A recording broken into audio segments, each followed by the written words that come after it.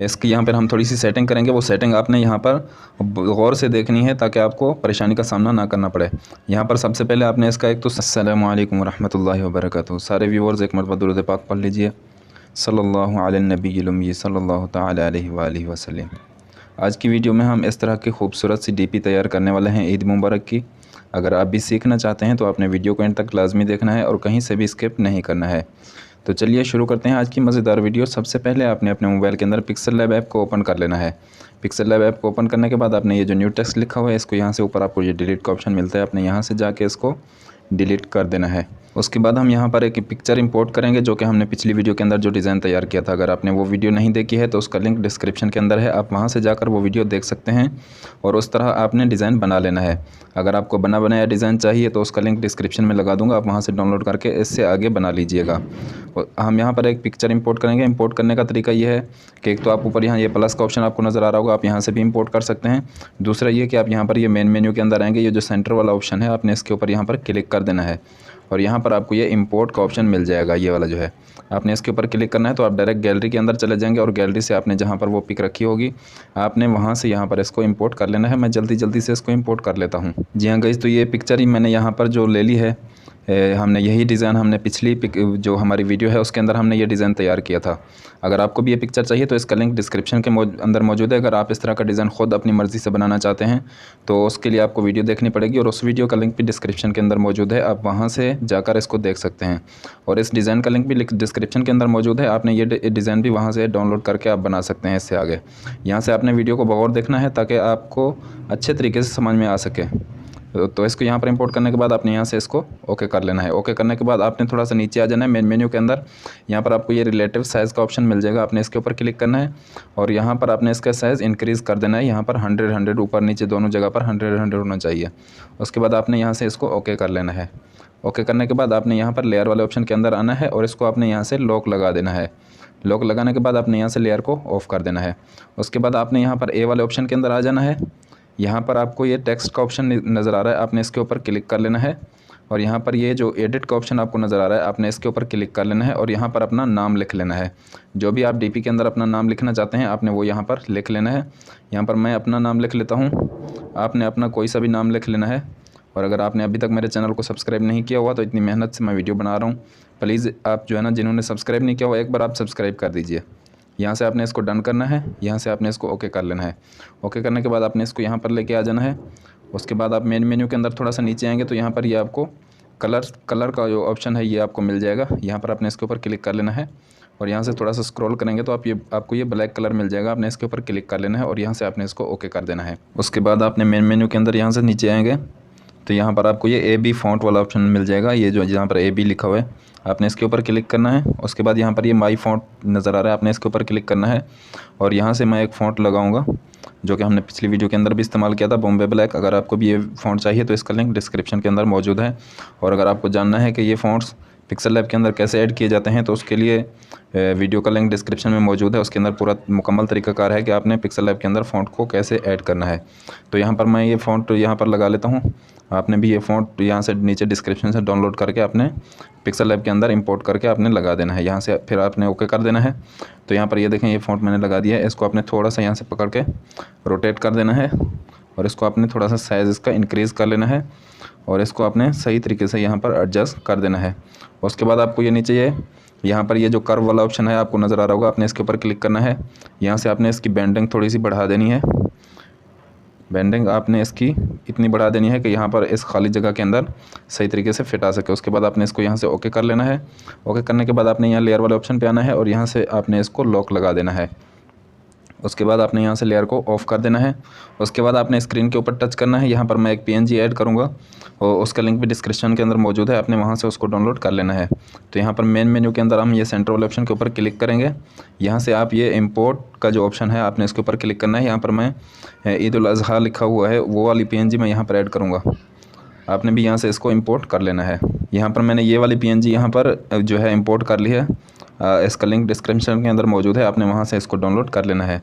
उसके बाद यहाँ से आपने इसको ओके कर लेना है। ओके करने के बाद आपने इसको थोड़ा सा साइज़ आपने इसका छोटा कर देना है, साइज़ आपने इसका कर देना है। यहाँ से आपने देख लें यहाँ पर 52 साइज़ है तो आपने थोड़ा सा यहाँ से ये डॉट से पकड़ के आप इसको थोड़ा सा ऐसे हल्का सा आप इधर बड़ा कर लेंगे, इसको यहाँ पर रख लेंगे और उसके बाद आपने इसको यहाँ से ओके करना है। यहाँ से आप मेन मेन्यू के अंदर यहाँ पर आप नीचे जाएंगे तो यहाँ पर ये आपको स्ट्रोक का ऑप्शन मिल जाएगा। ये वाला जो ऑप्शन है आपने इसके ऊपर क्लिक करना है, यहाँ से आपने इसको इनेबल कर देना है। इनेबल करने के बाद आपने यहाँ से इसको वाइट कलर लगा देना है और यहाँ पर ये जो स्ट्रोक विद है आपने इसको थोड़ा सा इंक्रीज़ कर लेना है, इसको आपने 3 या 4 के ऊपर रख लेना है। उसके बाद आपने इसको यहाँ से ओके कर लेना है। ओके करने के बाद आपने यहाँ से लेयर वाले ऑप्शन के ऊपर जाना है और यहाँ पर ये आपको ये डबल टिक का ऑप्शन मिल जाएगा। आपने इसके ऊपर यहाँ पर क्लिक करना है और इन तीनों को आपने यहाँ से सिलेक्ट कर लेना है। सिलेक्ट करने के बाद ये जो डबल एरो का निशान आपको नज़र आ रहा है आपने इसके ऊपर क्लिक करना है। यहाँ से आपने इसको ओके कर लेना है। ओके करने के बाद आपने यहाँ से लेयर को ऑफ़ कर देना है। उसके बाद आपको ये मेन मेन्यू के अंदर यहाँ पर ये इरेज कलर का ऑप्शन नज़र आ रहा होगा, ये वाला आपने इसके ऊपर क्लिक करना है। यहाँ से आपने इसको इनेबल कर देना है और यहाँ से इसका टॉलरेंस जो है आपने इसको 70 पे कर देना है और यहाँ से आपने इसको ओके कर लेना है। ओके करने के बाद आपने लेयर में आना है, यहाँ से आपने इसको लॉक लगा देना है और यहाँ से आपने लेयर को ऑफ़ कर देना है। उसके बाद आपने स्क्रीन के ऊपर टच करना है, यहाँ से आपने एक शेप ले लेनी है। ये जो शेप्स का ऑप्शन आपको नज़र आ रहा है आपने इसके ऊपर क्लिक करना है और एक शेप ले लेनी है। इसकी यहाँ पर ये ओपेसिटी का ऑप्शन आपको नज़र आ रहा होगा, ये 100 पे है तो आपने इसको 0 पे कर देना है और यहाँ से आपने इसको ओके कर लेना है। उसके बाद आपने यहाँ पर लेयर के ऊपर क्लिक करना है और यहाँ पर ये जो डबल टिक का ऑप्शन है आपने इसके ऊपर क्लिक करना है और इन दोनों को आपने सिलेक्ट कर लेना है। सिलेक्ट करने के बाद ये डबल एरो का जो निशान आपको नज़र आ रहा है आपने इसके ऊपर क्लिक करके इन दोनों को मर्ज कर लेना है। उसके बाद आपने इसको यहाँ पर जो लेयर है आपने इसको ऑफ़ कर देना है। उसके बाद आप मेन मेन्यू में थोड़ा सा नीचे आएंगे तो यहाँ पर आपको ये टेक्सचर का ऑप्शन नज़र आ रहा होगा। आपने यहाँ पर ये टेक्सचर वाले ऑप्शन के ऊपर क्लिक कर लेना है और यहाँ पर हम एक टेक्सचर यहाँ पर जो इसके ऊपर लगाएंगे उसका लिंक डिस्क्रिप्शन के अंदर मौजूद है, आपने वहाँ से उसको डाउनलोड कर लेना है। तो मैं यहाँ पर ये जो गैलरी का ऑप्शन नज़र आ रहा है आपने इसके ऊपर क्लिक करके यहाँ से इंपोर्ट कर लेना है। मैं जल्दी से उसको इंपोर्ट कर लेता हूँ। यहाँ पर ये वाला टेक्सचर मैंने ले लिया है। इसका साइज़ हम यहाँ से ये जो ऊपर आपको नज़र आ रहा है 1 बाय 1 आपने इसके ऊपर क्लिक कर लेना है और यहाँ से आपने इसको ओके कर देना है। ओके करने के बाद आपने यहाँ से बिल्कुल नीचे चले जाना है। यहाँ पर ये आपको एम्बॉस का ऑप्शन मिल जाएगा, आपने इसके ऊपर क्लिक करना है और यहाँ से आपने इसको इनेबल कर देना है। इनेबल करने के बाद आपने यहाँ से थोड़ा सा नीचे आना है। इसकी इंटेंसिटी जो है आपने इसको बिल्कुल 100 पे कर देना है और एम्बिएंट लाइट को भी आपने 100 पे कर देना है और स्पेक्युलर हार्डनेस जो है आपने इसको थोड़ा सा इंक्रीज़ कर देना है और ये जो बेवेल है आपने इसको बिल्कुल 0 पे कर देना है, 1 पे, और यहाँ से आपने इसको ओके कर लेना है।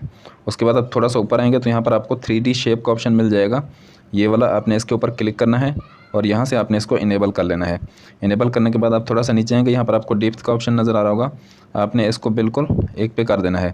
उसके बाद यहाँ पर आपने कुछ नहीं करना, थोड़ा सा नीचे आ जाना है। यहाँ पर आपको ये डार्किन का ऑप्शन नज़र आ रहा होगा, आपने इसको बिल्कुल 100 पे कर देना है और यहाँ से आपने इसको ओके कर लेना है। उसके बाद थोड़ा सा नीचे आएंगे, यहाँ पर ये आपको शेडो का ऑप्शन नज़र आ रहा है, आपने इसके ऊपर क्लिक करना है और यहाँ से आपने इसको इनेबल कर देना है और इसका ब्लर रेडियस जो है इसको आपने 5 पे कर लेना है और यहाँ से आपने इसको ओके कर लेना है। उसके बाद आपने यहाँ पर लेयर के ऊपर क्लिक करना है और यहाँ से आपने इसको लॉक लगा देना है। लॉक लगाने के बाद आपने यहाँ से लेयर को ऑफ़ कर देना है। उसके बाद आपने यहाँ से ये प्लस वाला जो ऊपर आपको ऑप्शन नज़र आ रहा है आपने इसके ऊपर क्लिक करना है। यहाँ पर जो सेंटर में दरमियान में हमने अपनी तस्वीर लगानी है, मैं यहाँ पर वो तस्वीर यहाँ पर इंपोर्ट करूँगा। आपने अपनी कोई भी तस्वीर यहाँ पर सेंटर में यहाँ पर लगानी है इस जगह पर, तो आप वो तस्वीर यहाँ पर इंपोर्ट कर लीजिएगा। उसका तरीकाकार, यहाँ से आपने प्लस वाले ऑप्शन के ऊपर क्लिक करना है, यहाँ से आपने जो फ्रॉम गैलरी वाला ऑप्शन आपको नज़र आ रहा है आपने इसके ऊपर यहाँ पर क्लिक कर लेना है और वो वाली तस्वीर आपने इंपोर्ट कर लेनी है। यहाँ पर ये मैं गैलरी में आ गया हूँ, यहाँ से मैं वो तस्वीर जो है वो इंपोर्ट कर लेता हूँ। मैंने यहाँ पर ये वाली तस्वीर जो है ना वो इंपोर्ट कर ली है। इसकी यहाँ पर हम थोड़ी सी सेटिंग करेंगे, वो सेटिंग आपने यहाँ पर गौर से देखनी है ताकि आपको परेशानी का सामना ना करना पड़े। यहाँ पर सबसे पहले आपने इसका एक तो साइज़, यहाँ से आपने ये ऊपर जो 1 बाय 1 का ऑप्शन नज़र आ रहा है आपने इसके ऊपर क्लिक करना है और इसका साइज़ आपने 1 बाय 1 कर देना है।